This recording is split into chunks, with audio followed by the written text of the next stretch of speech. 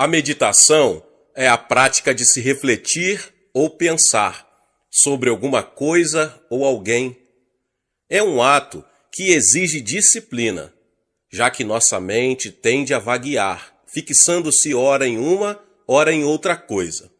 Mas a meditação é uma parte muito importante da oração, já que nossas ações são influenciadas pela vontade. E nossa vontade é influenciada em grande parte pelo que pensamos. Conclui-se que, se pudermos orientar nosso pensamento ou meditações, poderemos controlar nossas ações. Davi fez a seguinte oração: as palavras dos meus lábios e o meditar do meu coração sejam agradáveis na tua presença, Senhor, rocha minha e redentor meu. Salmo 19:14. Deus deu a Josué o segredo do seu sucesso e prosperidade. Não cesses de falar deste livro da lei. Antes, medita nele dia e noite, para que tenhas cuidado de fazer segundo tudo quanto nele está escrito. Então farás prosperar o teu caminho e serás bem-sucedido. Josué 1:8. De acordo com esta palavra, está claro que Deus queria que Josué meditasse sobre uma coisa específica. Ele deveria meditar sobre a palavra de Deus. A orientação que ele recebeu não foi para que meditasse sobre qualquer coisa, mas a força de sua mente deveria estar concentrada em algo concreto. Meus irmãos e irmãs, quando meditamos, precisamos fixar a mente com toda a clareza no assunto sobre o qual desejamos meditar. Muitos crentes começam a meditar sobre o Senhor, mas depois permitem que a mente divague desordenadamente. Afinal, pegam no sono ou ficam exaustos daquilo. Por causa disso, Deus deseja que meditemos especificamente sobre algum assunto. Por um determinado período de tempo, é preciso que sintamos prazer naquilo. Antes, o seu prazer está na lei do Senhor, e na sua lei medita de dia e de noite. Salmos 1:2. Então, é preciso que nos sintamos motivados.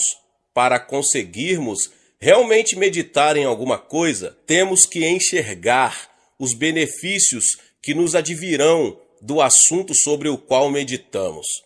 Quem sente prazer na palavra de Deus irá de bom grado meditar sobre ela e receber sempre maiores conhecimento e compreensão espiritual. Os meus lábios falarão sabedoria e o meu coração terá pensamentos judiciosos. Salmo 49:3. Davi tinha constantemente disposição para louvar o Senhor através de salmos, pois estava sempre meditando na bondade de Deus para com ele. Como de banha e de gordura farta-se a minha alma, e com júbilo nos lábios a minha boca te louva. No meu leito, quando de ti me recordo e em ti medito durante a vigília da noite, porque tu tens sido auxílio, à sombra das tuas asas eu canto jubiloso. Salmo 63, 5-7. E diz também: seja-lhe agradável a minha meditação, eu me alegrarei no Senhor. Salmo 104, 34. O apóstolo Paulo também percebeu a importância da meditação. Escrevendo a seu discípulo Timóteo, ele lhe diz o seguinte: não te faças negligente para com o dom que há em ti. Medita estas coisas e nelas sê diligente, para que o teu progresso a todos seja manifesto. 1 Timóteo 4, 14 e 15. Assim, ele instruíra a Timóteo para que se dedicasse totalmente ao ministério que lhe fora dado pelo Espírito Santo. E o meio pelo qual ele poderia chegar a essa devoção total era pela meditação. Mas aqui também, a oração era para que meditasse em uma coisa especificamente, e não em qualquer coisa. O profeta Isaías profetizou que a maneira de se manter uma paz perfeita era estar em constante meditação acerca do Senhor. Tu conservarás em paz aquele cuja mente está firme em ti, porque ele confia em ti. Isaías 26:3. Sempre que estou preparando meus sermões, peço a Deus que ilumine minha mente, para que eu conheça os pensamentos do Espírito Santo, já que ele é o autor da palavra de Deus. Depois que termino o esboço, procuro meditar na mensagem que vou transmitir ao povo de Deus. E o Espírito me dá uma nova compreensão do significado da palavra e como devo aplicá-la para atender às necessidades das milhares de pessoas que irão ouvir a pregação. E isso vai desde a introdução, passando para cada um dos pontos até a conclusão. Embora dominicalmente tenhamos centenas de milhares de pessoas nos cultos, e embora a mensagem seja transmitida para diversos países pela televisão, creio que o Espírito Santo conhece a necessidade de cada indivíduo e atenderá a essa necessidade através de minha mensagem por ele ungida. E é pela meditação que fico sabendo o que devo dizer e quando devo dizer.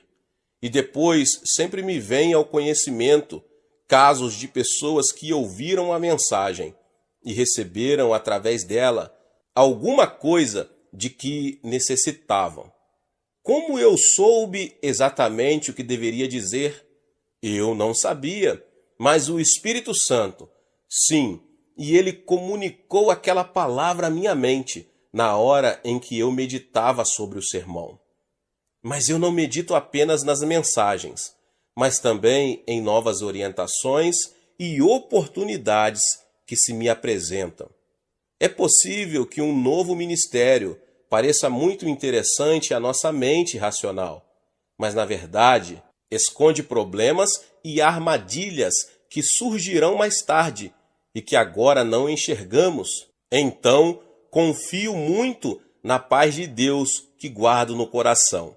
Meus irmãos e irmãs, sempre que medito sobre alguma decisão importante a ser tomada, o Espírito Santo me orienta.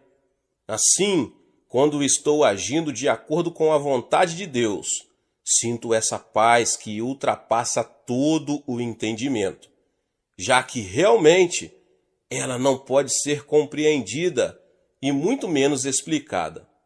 Mas quando existe no projeto alguma coisa que poderá prejudicar a mim ou a obra de Deus, fico sabendo disso, pois o Espírito Santo remove essa paz e dessa forma revela o fato. Para conseguirmos meditar com sucesso, precisamos primeiramente colocar-nos diante de Deus em silêncio. Depois que permanecemos quietos durante alguns instantes, toda a agitação que geralmente cerca as pessoas muito atarefadas se dissipa, e aí estamos preparados para meditar. Tenho sentido que são precisos pelo menos 30 minutos para chegarmos a essa condição de quietude diante de Deus. E é por isso que dizemos que a disciplina é um fator muito importante para obtermos sucesso como guerreiros da oração.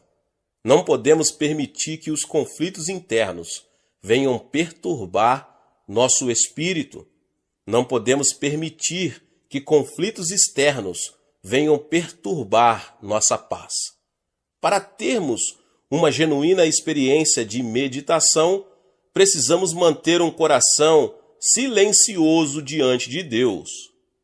Após o capítulo 39 de seu livro, Isaías faz uma interrupção bastante natural. Ele decorre de uma mudança de direção na maneira em que o profeta transmite a palavra de Deus. Quando Deus encerra as profecias de punição nesse capítulo, ele passa a consolar seu povo no capítulo 40. E esse capítulo, então, é concluído com uma exposição dos princípios divinos. Faz forte ao cansado e multiplica as forças ao que não tem nenhum vigor. Os jovens se cansam e se fatigam, e os moços de exausto caem. Mas os que esperam no Senhor renovam as suas forças, sobem com asas como águias, correm e não se cansam, caminham e não se fatigam. Isaías 40, 29 ao 31. O princípio evidente nesses versos é o de que a força natural não é suficiente para realizar a obra perante o povo de Deus. Para isso, é necessário possuir uma força que ultrapassa a da juventude e da capacidade natural. Qualquer pessoa que se dispuser a esperar no Senhor pode ser qualificada para realizar a grande tarefa que se acha à sua frente, pois a fonte de suas energias não é natural, mas sim espiritual. Existem muitas pessoas hoje em dia que se acham tão atarefadas que não dispõem de muito tempo para a oração e muito menos para esperar diante do Senhor em meditação na palavra. Assim, não conseguem ouvir a voz interior do Espírito Santo, já que ela não é muito alta. Elias aprendeu essa verdade. Ali entrou numa caverna onde passou a noite, e eis que lhe veio a palavra do Senhor e lhe disse: Que fazes aqui, Elias? Ele respondeu: Tenho sido zeloso pelo Senhor, Deus dos exércitos, porque os filhos de Israel deixaram a tua aliança, derribaram os teus altares e mataram os teus profetas à espada, e eu fiquei só, e procuram tirar minha vida. Disse-lhe Deus: Sai e ponha-te neste monte perante o Senhor. Eis que passava o Senhor, e um grande e forte vento fendia os montes, e despedaçava as penhas diante do Senhor. Porém o Senhor não estava no vento. Depois do vento, um terremoto, mas o Senhor não estava no terremoto. Um fogo, mas o Senhor não estava no fogo. E depois do fogo, um cicio tranquilo e suave. Ouvindo-o, Elias envolveu o rosto no seu manto e, saindo, pôs-se à entrada da caverna. E eis que lhe veio uma voz e lhe disse: Que fazes aqui, Elias? 1 Reis 11, do 9 ao 13. Meus irmãos e irmãs, Elias aprendeu que a orientação desejada não estava nas manifestações ruidosas do terremoto, do fogo ou do vento. Não. O Senhor lhe falou com uma voz tranquila e suave. A condição para ouvirmos a voz de Deus é ficar em silêncio e meditar na palavra. Se estivermos por demais atarefados para meditar, estaremos muito ocupados também para ouvi-lo.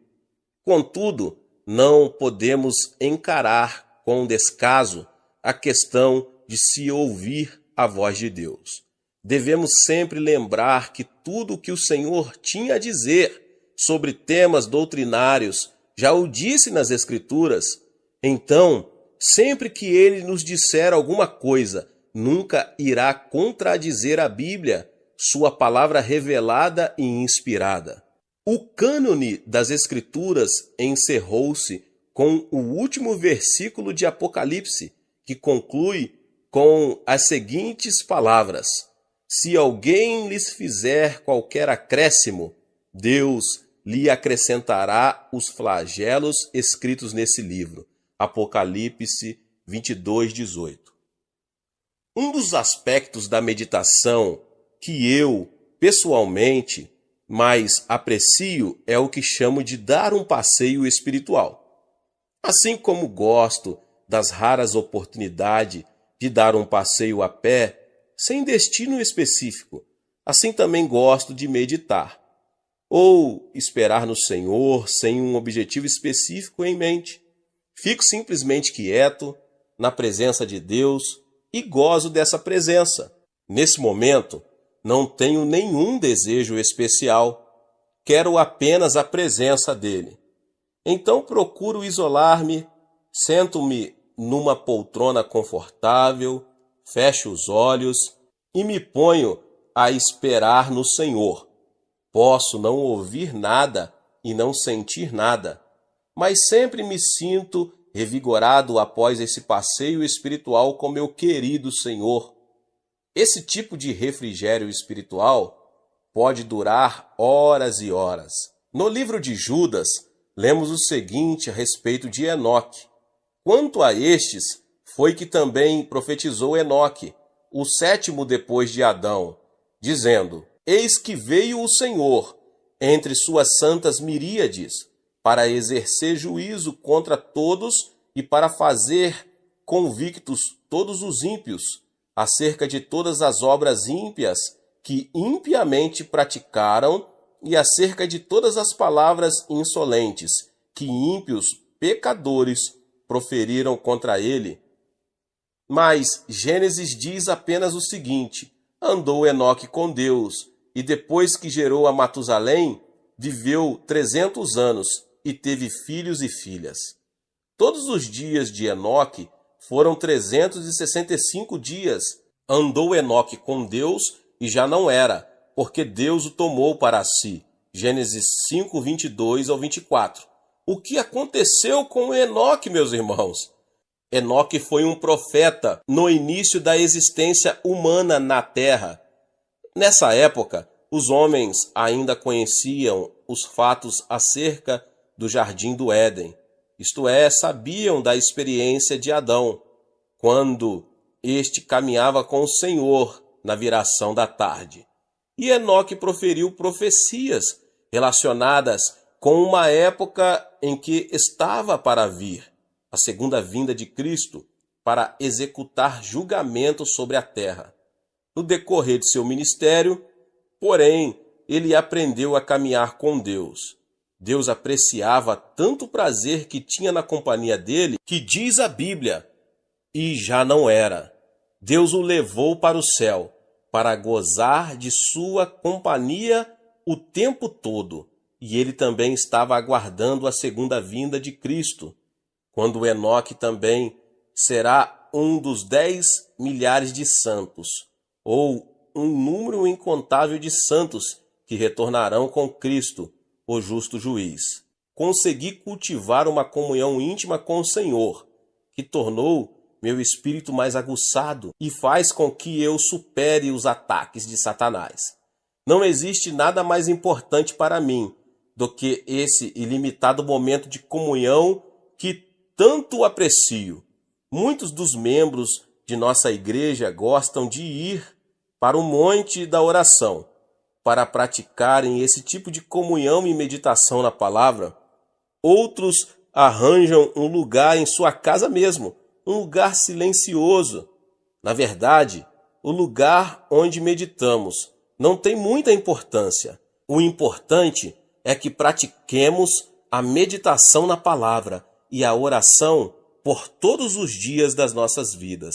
Glória a Deus.